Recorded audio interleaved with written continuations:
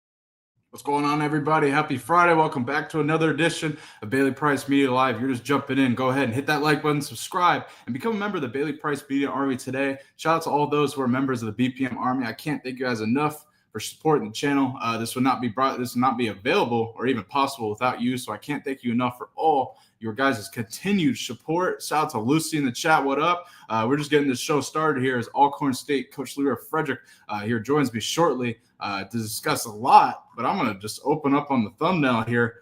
A source close to Miami offensive coordinator Shannon Dawson says that Dawson believes he has another number one overall pick in Carson Beck. Now, that is he's certainly talking up his player there, and I don't really look at Carson Beck and Cam Ward in the same conversation. Some people do, but personally, I'm not too high on Carson Beck. I think it's going to be the key to Miami's success is going to be the pieces around Beck versus Beck, in my opinion. They're paying him a lot of money. I get it. But at the same time, Cam Ward was a special player, in my opinion. I think Beck's very different. And also, I'm curious to see, with losing some of the weapons that Cam Ward had and Xavier Restrepo and others, how Carson Beck responds to that. Also, the losses of Damian Martinez. It's really interesting to see how's that running game ends up looking with the Canes, but I don't know if I necessarily see it as Carson Beck being a potential number one overall pick in the future. Chad, if you're watching, what do you think? Is Carson Beck a number one overall pick? Do you agree with that statement or not? But I thought it was certainly an interesting statement, really displaying and pushing his quarterback, so to speak. So I get that coming from Dawson, wanting to really prop up his players and having a number one overall pick, potentially 2 if he's saying that about Beck, certainly shines well on Dawson. But I don't see it with Beck. I think Miami's got a real telltale opener in week 1 against Notre Dame. Notre Dame's got a quarterback battle going between CJ Carr and Kenny Minchey. It sounds like Kenny Minchey has the upper hand on that. It's really interesting to see if Miami can take out Notre Dame, because I think Notre Dame is going to run the ball, pound the rock against Miami. And I'm really curious to see if Miami, from a defensive perspective, can actually stop them, because I think that game really could have the potential to get out of hand if Miami can't stop the run, because Notre Dame's got 2 solid backs. Obviously, Jeremiah Love, this premier one, but they got a good cat behind them as well, and I expect them to pound the rock come week 1. So comes to see whether Miami does well against their opener against Notre Dame. But is Carson Beck an overall pick? In my opinion, hell no, I ain't saying that. But shout out to Shannon Dawson for pushing that. Going up to the NFL here, I wanted to show kind of a funny moment here before we bring in our main man, Alcorn State coach Leroy Frederick. Let's go up to Seattle here. So Marshawn Lynch and Michael Robinson host a podcast. They've had several. I mean, it's really grown over the last year and a half. And so shout out to them for doing that. They have Sam Darnold on the podcast. Sam Darnold's the new quarterback of Seattle. And Marshawn Lynch, Marshawn's a character. Just take a listen to this. The new quarterback of the Seattle Seahawks, Sam Darnold. Welcome to the show, big dog. Appreciate it, guys. Yes, appreciate the warm welcome. That's awesome. Bro. Hey, bro, they told me that Gingers is black. That's what they said. That's what I heard. I didn't say that. How's the first thing you say is that? You can't even get him. Ginger. I relate to Michael Robinson going at Marshawn like that because I do a podcast with Matt McChesney, and Matt McChesney says some crazy shit all the goddamn time. So Marshawn saying that was hilarious. I'm going to be honest, though, and I'm really curious to see what people watching think. I think the Seahawks, the more I watch, the more I think about it, I think they really do have the potential to overtake the 49ers in that division. Now, to me, in the NFC West, I think it's the Rams division to win by far. I think the Rams, if anything, are Super Bowl contenders. Getting Devontae Adams as a weapon for Matthew Stafford, I think is going to go a long, long way. Now, Seattle, I think, if they can figure it out defensively, Mike Macdonald is supposed to be a defensive head coach, and if Seattle can figure it out defensively, I think they'll be just fine. I think they have two solid running backs, and also Damian Martinez, ironically, who I just mentioned with the Miami conversation, as well as a receiving core that I think is kind of going under the radar. I've had a lot of criticisms for Seattle trading away DK Metcalf and Tyler Lockett, and I understand it. At the same time, I think Cooper Kupp is a stud. I think Jackson Smith and Jigba is going to really take a step up and become a premier one in Seattle's offense. Torrey Horton, who as a rookie, I think could really make an impact. He is a CSU sheep, as Matt would call them. But Torrey Horton in Seattle, I'm starting to see some more people talk about him as he makes plays in training camp. Had a touchdown in the Seahawks' first preseason game. The Seahawks take on the Chiefs Queendom tonight at 10 p.m. Eastern in their second preseason game. But the Seahawks offensively, I'm not really too concerned. To me, it's can Mike Macdonald solve the issues defensively, because at times last season with Seattle's defense, I had a little bit of issue with it. I felt as though it was time the run fits were off a little bit from a schematic standpoint looking back on it. And I think that reflects on their head coach. So if they could solve that, I think towards the end of the year, we really saw Seattle's defense take some steps forward. Can they build on that?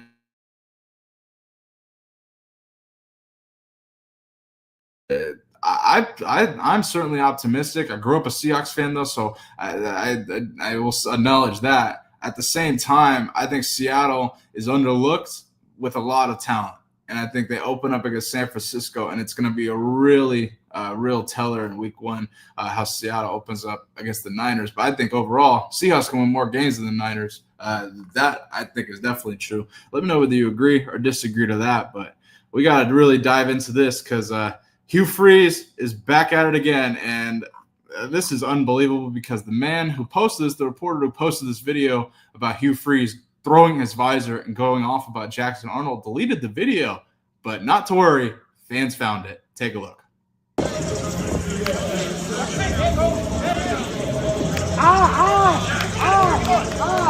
Hey, see what you did?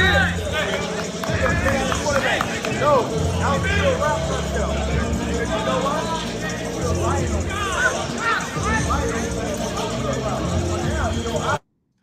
Coach Freeze is not happy.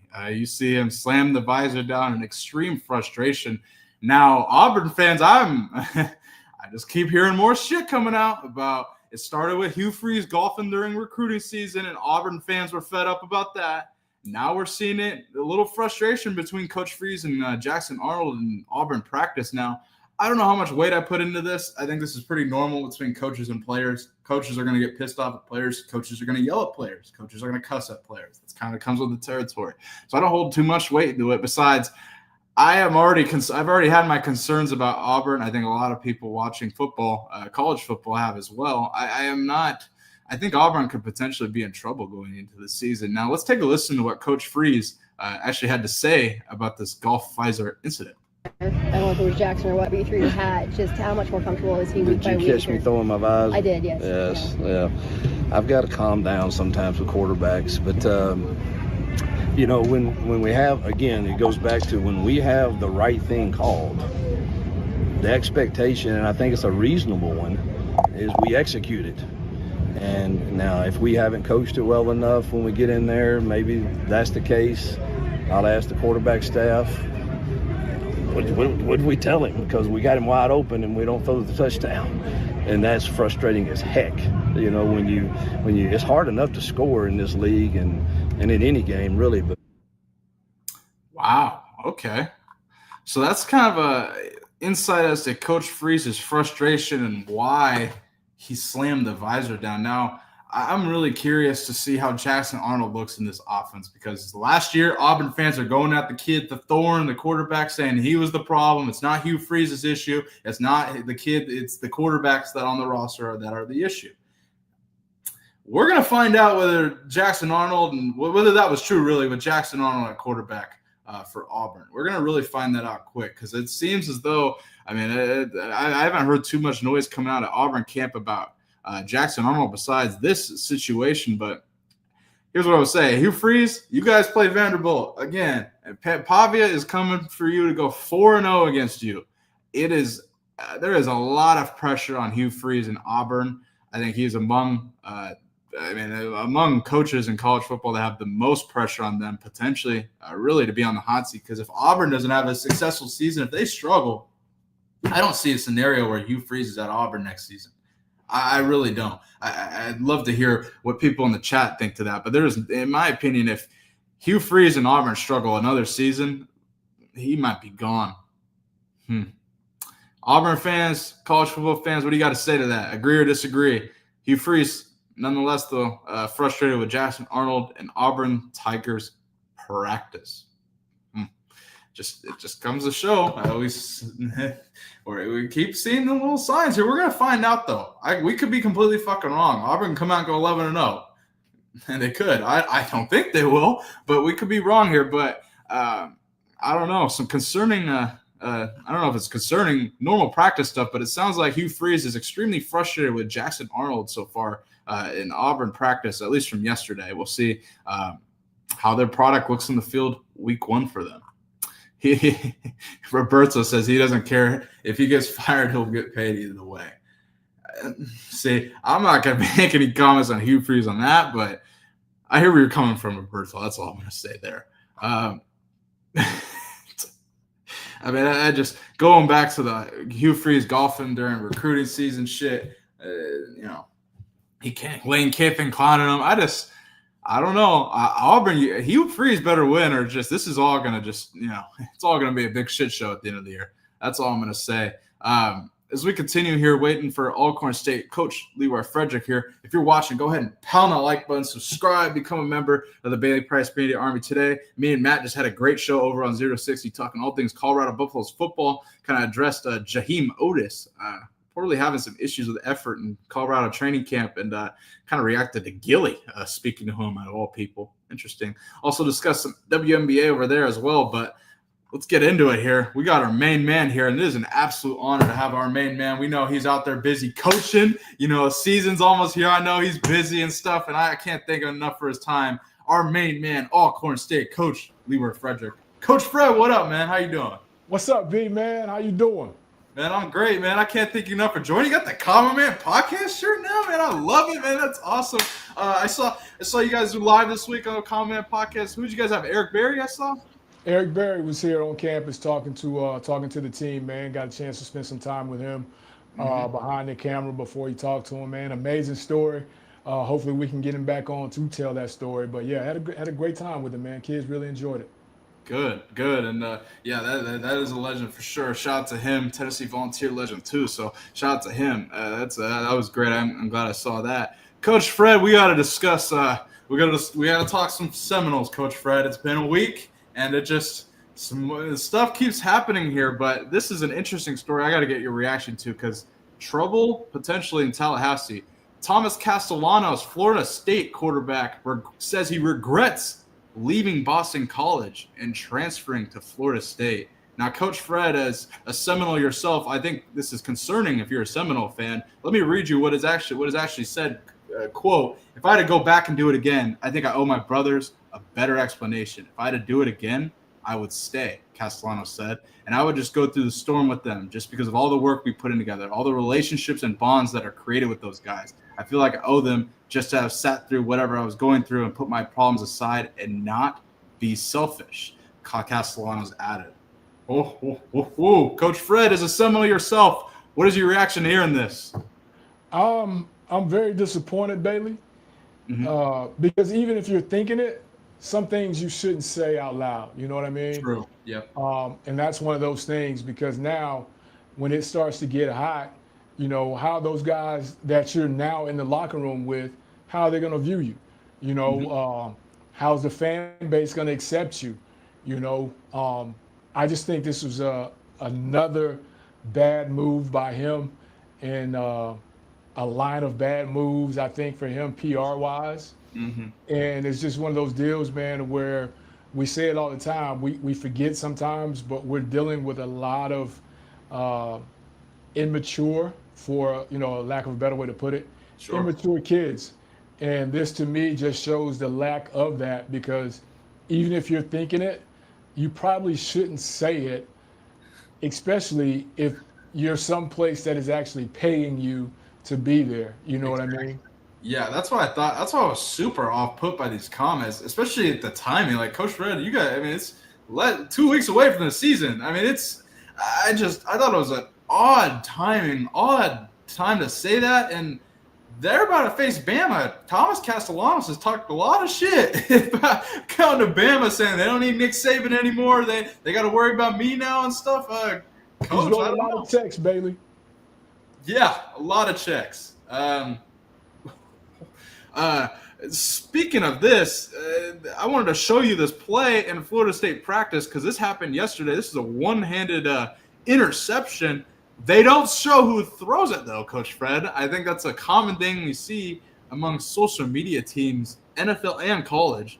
But I just noted they didn't show who throw that. It was a ball that is extremely underthrown, which from Seminole fans I'm hearing is a common theme in practice. But, Coach, that was a hell of a play, though. That was a hell of an interception there, nonetheless. But they didn't show who threw it. Yeah, that was dope. I mean, I saw that, and I was like, okay, you talk about athleticism.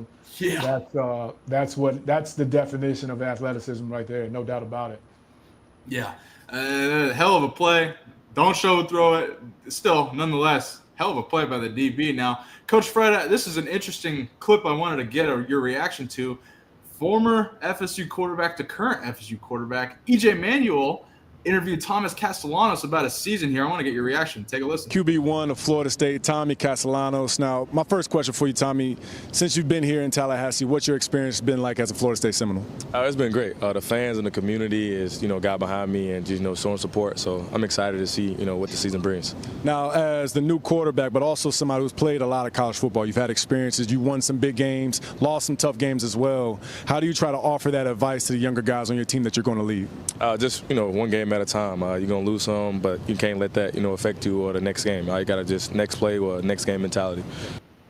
I have a question for you, Coach Fred. Are you concerned at all? Like, do you have any concerns about Thomas Castellanos as FSU's quarterback? Because I don't hear a lot of FSU fans. I mean, I hear the social media noise, but those are from, other teams that are not other people that are not fans of FSU. As a Seminole yourself, are you concerned? I'm very concerned. This young man has really been all over the place with his comments, and not only that, the offensive coaches have been all over the place with their comments about the practices, the offensive output in the day or lack thereof, and it all starts at that one position. I don't care if you're at Alcorn State, I don't care if you're at FSU. It all starts at that one position. And, right now, listening to that, reading what he said about wishing he had stayed, he's just kind of, that it's all over the place. And it's got to make me wonder, you get in that Alabama game, and let's say you're there. Let's say you're in that game, and it starts to get tight and the momentum starts to shift. What way is he going to go, Bailey? Right now, I don't know if he's going to come out the other side of that. You know what I mean? That's a big game. That's a game that you really need that's a game that you really need to show that the progress has been made from last year's 2 and season. And when it gets tight, because it's going to get tight, what way are you going, you know? Yeah, and it's going to really be a determinant. Week one is going to be so telling, Coach Fred. I can't wait for it. I'm so excited because it's going to be a teller. No more saying Nick Saban. They don't got Nick Saban. They got to worry about me. Shit. It's going to really be. If he goes and lights up Alabama, I'll shut up and say, damn, Castellanos, you hell of a. And I think I thought he's had a hell of a season last year for the most part. Besides the end, I didn't like the way he left, but I thought he had a hell of a season for the most part. Now the comments missed me today. I really like to see it on the field. So. FSU, sorry, go ahead, Coach Fred. No, I said, yeah, he's a talent, no doubt about it. He's a talent, but right now I'm just I'm worried about the maturity aspect of it, Bailey.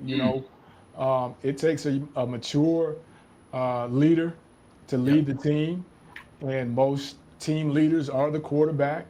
They're reading, they're hearing. Are they going to really get behind him in a 21-24 game to finish it? What happens when he throws that first pick?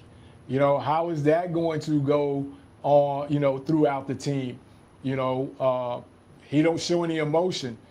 How long before somebody calls him out on not showing the emotion, not wanting to be in Tallahassee, off the comments he made? So it's going to be tough, Bailey. He's got to come out, and I'm not going to say he's got to be 100%. But he's got to be somewhere near his A game, I think, to avoid the criticism that's going to come with the comments he's made over the last month. Oh yeah, he's got to be playing elite now, especially against Bama, who I think people are writing off in itself. People don't believe in Kalen DeBoer. It seems like no one wants to do their homework. Kalen DeBoer is a winner. Like Kalen DeBoer has won a lot of college football games. Everywhere he goes, Fresno, Washington, now Bama, he turns around and turns them into winners. So Alabama's coming to punch FSU in the mouth week one. It waits to be seen how Thomas Castellanos responds to this, but him saying he regrets quitting on Boston College 2 weeks before the season at a new school that's paying him? I was concerned, Coach Fred. Shoot. Not a good look. Not a good look. Oh, man. Let's move forward. Let's go up to the NFL here, talk some Cleveland Browns and Cleveland Browns quarterback situation, since that seems to be the talk of the town everywhere these days. Coach, I got to get your reaction to this. Andrew Berry told Shedeur Sanders after his performance in the Browns' opening preseason game against the Panthers that he was really proud of him. And, Coach, I want to get your reaction to this moment. Take a listen. It was really, really good, sir. Proud of you. Cool. Really, really nice job. You're not fully proud, kinda. I'm kinda proud. Look, for your first side, it was a perfect no, but you made plays, you operated, it just stacked. I love when you tell the facts, do you? No, but it's okay. It's okay. Listen, you did a nice job today, okay? So just take what you learned from tonight, apply it to the joint practices, and in the next preseason game. Coach Fred. Andrew Berry was the one who drafted him. Jimmy Haslam, the owner, already said that it wasn't his call. It was Andrew Berry's call. And so far, looking so good. Coach Fred, what was your reaction to Shedeur Sanders' first preseason game? And then now he has an oblique strain, so we'll get to see really the Dylan Gabriel show tomorrow as the Browns take on the Eagles in preseason week 2. But what do you got to say about Shedeur's week 1 performance and Andrew Berry's comments there? I think the performance was really good. I think he came out, played well. Was he 100%? No, but I think he did some things to show that maybe third round, fifth round wasn't really him, so to speak. But then, I just think he doesn't help, and he probably doesn't care, but I don't think he helps himself in the public eye perception that he's given when these type of comments, because it can be taken one or two ways. That saying, yeah, you're proud, but you're not, you're kind of proud. You didn't really want to draft me, but you drafted me and you're proud because I did okay. It comes off as being a little arrogant. I think it can be viewed that way. I think the PR team has really got their hands full, and I think at some point they've got to start viewing and editing things when certain players are mic'd up, Because the public perception of that comment could go either way, Bailey. You know. Oh yeah, 100%. And Coach Fred, the Cleveland Browns are actually doing a behind-the-scenes series called Man Under Center. Now, I would have never thought or seen the day where the Cleveland Browns are having a behind-the-scenes look at their quarterback competition, and people are watching. But hey, that's the Shador. That's the Shador effect, I guess. Because golly, now going to their second preseason game on Saturday, that's going to be the Dylan Gabriel show. I'm going to guess they're going to roll them out with starters. It's not really been made clear yet, but it's going to be the Dylan Gabriel show for the most part. He's from what I'm hearing, is going to start. We'll see a little bit of Tyler Huntley, but really, I think it's going to be really revealing for Dylan Gabriel and his performance tomorrow. They're going to roll him out with more starters. Also, I think the Eagles overall as a team are better than the Panthers, so he's probably playing against better competition too. So if he goes out and plays well, it can really pay dividends to the quarterback competition. But Coach Fred, if he goes and struggles, oh boy, the media is going to, eat him alive. What are your expectations for Dylan Gabriel's first start tomorrow? You know, they're half of the, and I say the country, and half of the country doesn't really care. But I'm saying half of the country is split on this. They're saying, poor Shador, this isn't fair, this isn't right. And then, maybe that 1% on the other side is saying, hey, what about Dylan Gabriel? Because you got to think about it, Bailey. What kind of pressure is he under? Oh, it's from immense pressure, Coach. Yeah. Because like you just said, if he goes out there and stinks it up, and he was the 3rd round pick, which is pretty much guaranteed money. Mm-hmm. What now you're talking about already a television series. It's really going to turn into must-watch TV situation in Cleveland. And I got to hand it to him, and you correct me if I'm wrong. What are your thoughts on this? Have they not sat back and watched this unfold from the draft and said, hey, let's capitalize on this? Because who can tell me the last time the Cleveland Browns was this relevant in any of the preseason talk? Oh, yeah, you're right about that, Coach. And I've had Mary Kay Cabot, who covers the Browns. I've had Zach Jackson. They're all saying the same thing. Like, it's a different level of publicity right now for the Cleveland Browns. And it's really because of Shador. They don't draft Shador. It ain't gonna be like this at all. No one cares. No one cares. I think when they drafted him, I think at some point they may have thought this was going to blow over, and then business as usual. Mm-hmm. But then when they realized it was becoming a national debate, I'm talking about, Bailey, do you realize this story made CNN? Oh yeah. It's everywhere, Coach. Everybody's talking about it. You go every time I walk in the goddamn gym every morning. You want to know what's on the TV on ESPN? They're talking about Shador Sanders and the Browns quarterback competition. Not Michael Park. They'll talk about that, but the first thing they talk about is this. It's crazy. Myles Garrett just got the largest contract in defensive player history. He was just cited for doing over 100 miles Speeding an hour. Again. Yeah, he's got that issue. Yeah.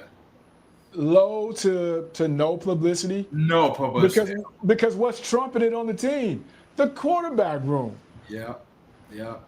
Shador is Matt said this, and Matt's right about this. Shador is the most popular player on the Browns roster. I get. He's the most popular player in the NFL. Damn near, Coach. Like we can really argue that shit. Like it's crazy as a rookie. The impact, I guess. He's a hell of a popular kid, and also I think a great player too. So, going back to his first preseason game, this is actually an interesting. The referee in the Browns Panthers preseason game also reffed his first college game at Jackson. Take a listen. Jackson. All I feel now. What was your first game in college? Where? Yeah. FAMU. Versus at the Orange Blossom? Yeah. I was on that game.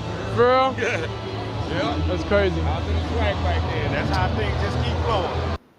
Full circle, Coach Fred. Full circle. Now, what is your timeline for Shador to work his way up? To me, I said week 14 because it gives the Browns enough time to start Joe Flacco. If Joe Flacco goes and succeeds and they are like undefeated or whatever, Gabriel and Shador are not playing.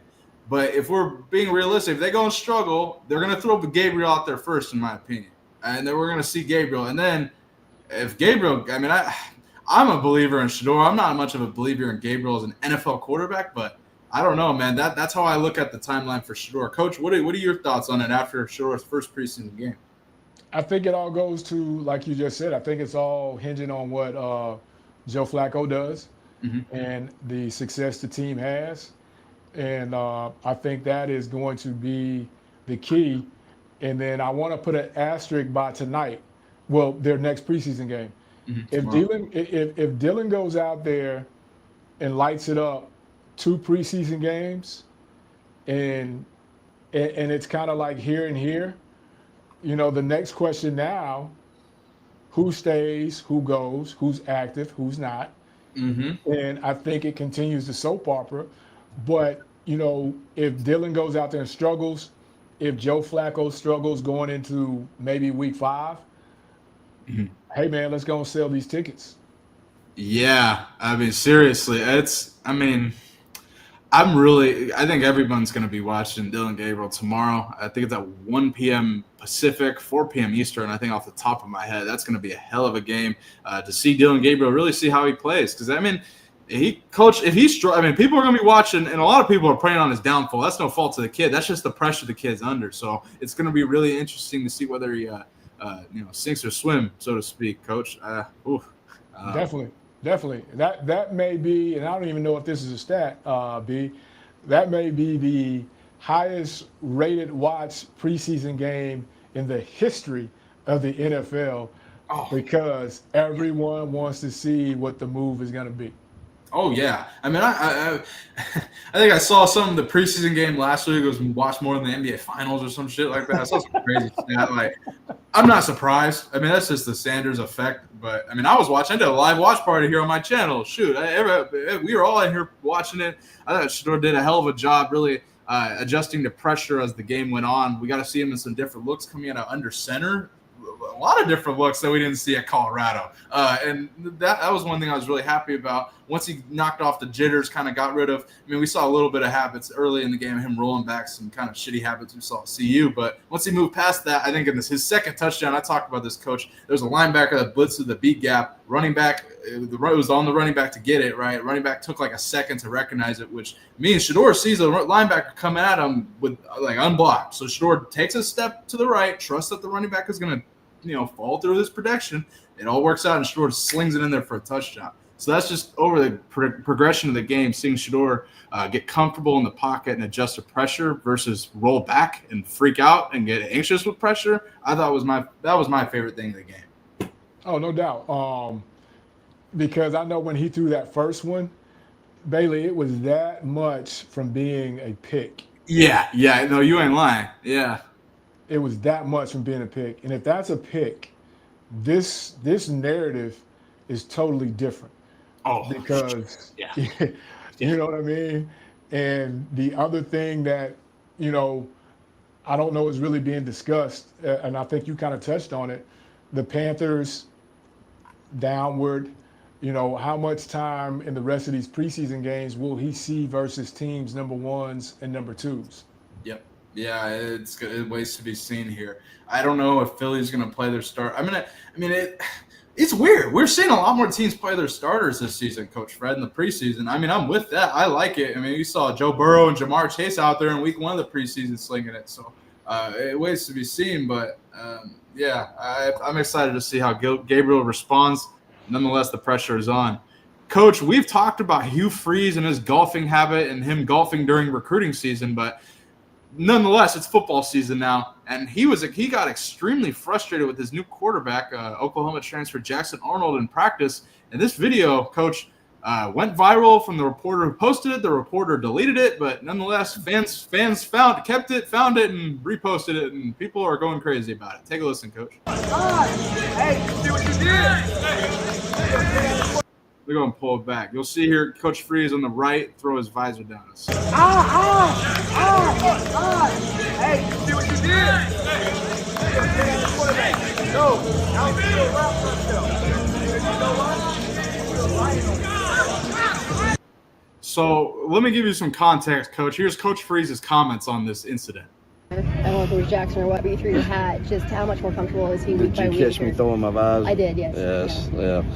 I've got to calm down sometimes with quarterbacks, but you know, when we have, again, it goes back to when we have the right thing called, the expectation, and I think it's a reasonable one, is we execute it. And now if we haven't coached it well enough when we get in there, maybe that's the case. I'll ask the quarterback staff, what did we tell him? Because we got him wide open and we don't throw the touchdown. And that's frustrating as heck. You know, when you it's hard enough to score in this league and in any game, really. Coach, what do you got to say to that? What do you, as a coach, to me, that's pretty normal coaching. Like him yelling, cussing at the play, that's normal to me. But what is your reaction to his comments as to why this incident went down? Go ahead. I think he's covering at that point. With the lead is, did you catch me throwing my hat? Yeah. Of course, it's an open practice. You know somebody caught it. Oh, you know, he's been in the game long enough to know that. And I think, you know, at this point, it's hot, man. No doubt, Bailey. This is, you can name the amount of times this has happened. This is being magnified because of the golf thing a few weeks ago. You know, we all get frustrated within our position groups. He's the head coach. So, you know, his level of frustration is probably at a level, but it's also heightened because I'm sure the higher ups within that program has said something to him about the golfing and, you know, that kind of thing. And now, as we're getting closer to that deadline, you know, now it's, you know, one of those things where, you know, we got to tighten up, you know. Oh, yeah. Yeah. I think I've been saying it a lot of the offseason. I think Auburn's in trouble to me. I think they're in a really tough spot, and I'm not a big believer in Jackson Arnold. Hugh I was already concerned, and I just continued to get more concerned, mostly because I listened to Coach Freeze get frustrated saying, we have wide open touchdowns, and they're just not being thrown, and that's why I'm pissed off. And I just, oh boy, we'll see, Coach. As a coach, Bailey, that just hearing that is alarming because you're saying you got wide open touchdowns and you're not throwing it. That goes back to what he said. Okay, what are we telling him to look at? What is his keys? What is his read? Does he know the whole play? Does he know where the X, the Z, the Y, the W, do he know, you know, does he really know where they're going to be at? That kind of thing. So there's a lot that can be dissected from that comment because, okay, we missed it once, we completed it. Okay, we missed it twice. We completed a shorter pass. We missed our key read. But when you start to get in the third time, the fourth time, the fifth time, okay, something's going on, and you may need to have that one-on-one with the quarterback and go through, hey, what do you do on Z drive, A mesh, and make sure that he understands what it is. You know, but to say you got wide open touchdowns every play and not throwing them, I'd be very concerned if I was a coach as well. Oh, yeah, I heard that, and I'm like, oh. I mean, the video itself was concerning, but I was like, that's pretty normal. I wanted to hear what happened and why and the context of it. Hearing Coach Freeze give context of it, I'm like, oh, boy. I hope that they can turn it around, but it just seems like the narrative that you and I have been discussing all offseason, they may be in trouble, Coach. I don't know here. Coach, it's been a great having you on this fine Friday. I wanted to promote our show here. We're doing a monthly show here, or not monthly, weekly show here on Bailey Price Media Live. Every Monday, college football review. It's kind of a yearly tradition here we do on this channel, and I'm absolutely honored to have Coach Fred join me at 4 p.m. Eastern on Mondays. We're going to react to all the college football, the NFL, Shedeur Sanders, Florida State, and Thomas Castellanos. I can't wait. We'll talk Big 12, Big 10, all types of shit. But, Coach, I'm really looking forward to having you as a monthly guest or, weekly guest here on Bailey Price Media Live. Hey, man, told you we've been teamed up, man. We're here. It's going to be much information going down, man. It's going to be a thing of where I'm looking forward to you sending me that production sheet of what we got coming and being on those away trips, doing my homework on the way home, getting ready for the Monday show with Bailey Price Media. Excited. And it's one thing It means football is here, Bailey. Finally, Coach, we've been waiting the whole offseason. We've been doing all these shows, sitting here saying, God, I wish football was here. God, I wish football was here. Man, it's here, Coach. Off season, maybe. I mean, I know it's probably the same time, length of time, but Bailey, has this off season not seemed longer? It's been such a drag. It feels like just slow. Like, God dang, like in March and April felt like forever at times. Forever. So, yeah. I'm very thankful we are finally here, and we'll be live here on Monday at 4 p.m. Eastern, kind of reacting to Dylan Gabriel's first start. Really, it'll be our big topic, and I'm sure something will come out of Florida State Seminoles camp that we got to discuss with Coach Fred, our FSU insider there. But shout out to Joe Core for the donation. Good Joe says, happy to see you both, Bailey and Coach Fred. Joe, shout out to you for tuning in. I appreciate you supporting the show, my man. Thank you, brother. Coach, we'll be live on Monday. You got a Common Man podcast next week? Yes. It'll be our kickoff show, man, as we get into our season, our conferences season with the SWAC MEAC Challenge with Southern Baton Rouge from our conference meeting North Carolina Central from the MEAC. So, I'll be breaking that down. I have somebody on talking with me about that. And, of course, we'll have our doctor on to give us a little bit of what we should do if we're going to be out there tailgating like Bailey before the games. How we need to make sure we don't. How we need to make sure or ensure that we see the whole game and not just the first quarter because we're that's right or whatever. That kind of thing. Exactly. But, Wednesday, man, 5:00 Central. We'll be at it, man. Go check out Coach Fred on the Common Man podcast. You see it on his shirt. Go check him out over on the Common Man podcast. He does a hell of a job over there. He just had Eric Berry on this week. That was a hell of an interview. Go check him out over on the Common Man podcast. And we'll be live here on Monday, Bailey Price Media Live, for our first edition of college football and NFL review, really, both of those. Coach Fred, you got anything before we got here? Yeah, because I know our boy, Coach JB, is watching. Yeah. Coach, I would like to have some cigars that I can kind of indulge in while we're doing our shows on Monday. So if you could find it in your heart to send your boy some cigars so that we can do our show on Monday that I can kind of, indulge in. Yeah. And it'll be great.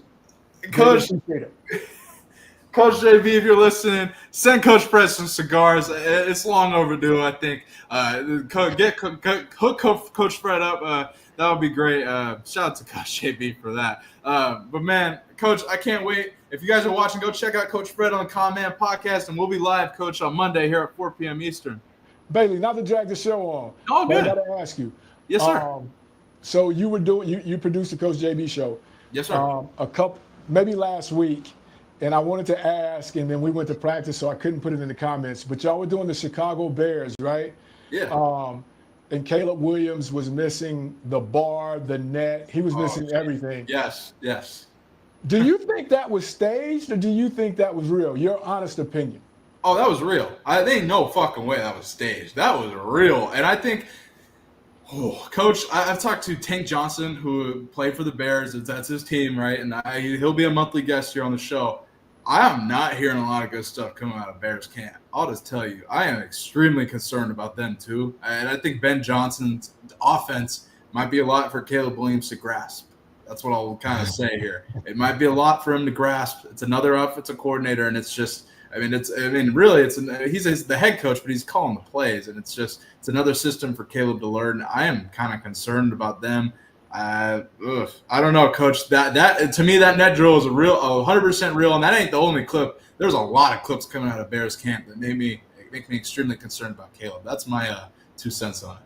I just saw that, and then I'm like, well, maybe this is just him because he knows the cameras are there. So much has been said. Maybe this is not, maybe this is not real. Maybe this is him putting on a clown show. And I was like, I got to ask my guy Bailey. He's behind the scenes. He never really comments on this stuff on the Coach JB show. So I wanted to get your take on that to see if that was, in your mind, if that was real.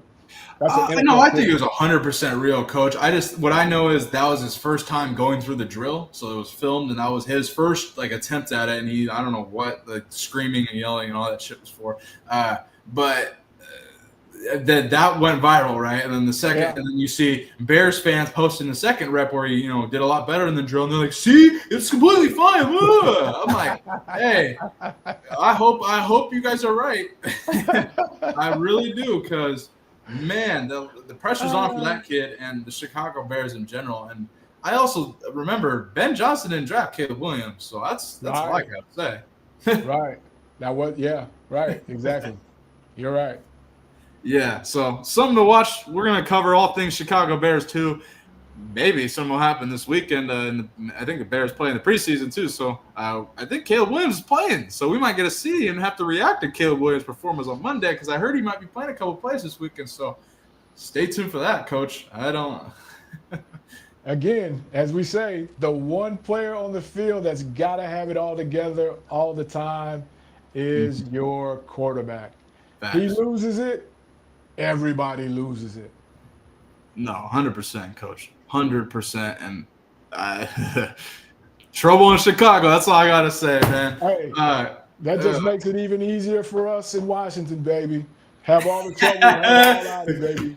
Commanders, Redskins, let's go. Let's go, Jay Nails. Hey, I think they're going to have a hell of a year. They do want to have one hell of a coach and a great offensive coordinator as well. Coach, can't thank you enough for joining. We'll see you here on Monday, Bailey Price Media Live, and go check out, all you guys watching, go check out Coach Fred on the Common Man podcast. Hell of a show this week with Eric Berry. Thank you. Absolutely. Thank you for joining, Coach. We'll see you guys. See you on Monday. Shout out to Alcorn State Coach Leroy Frederick for joining the show, our main man. Go check him out on the Common Man podcast. He does a hell of a job over there. Can't thank him enough for joining. And we'll be live here on Mondays on Bailey Price Media Live for college football review, NFL review. Every week at 4 p.m. Eastern, we'll have Coach Fred on. So this is kind of a yearly tradition here. We did it last year. People really, really enjoyed it, and we're bringing it back this year. I'm honored to have Coach Leroy Frederick joining me on that. So shout out to him for joining. Great show here on this fine Friday. We're going to cut it a little short here. I'm flying to Seattle tomorrow, so I'll be doing all shows from Seattle next week here. So stay tuned for that. We'll be live here on Bailey Price Media Live, really all throughout the week here, potentially 5 days a week next week. So stay tuned for that. Matt McChesney and I will be live on 0 to 60 4 days a week, 2 p.m. Eastern, 12 p.m. Mountain over on 0 to 60. So I'll see you guys on Monday for that. Thank you guys all for watching and all for all the support. I can't thank you guys enough for tuning in. I'll see you guys next week on Monday with Alcorn State Coach Leroy Frederick for College Football Review. Enjoy your weekend, folks. Peace.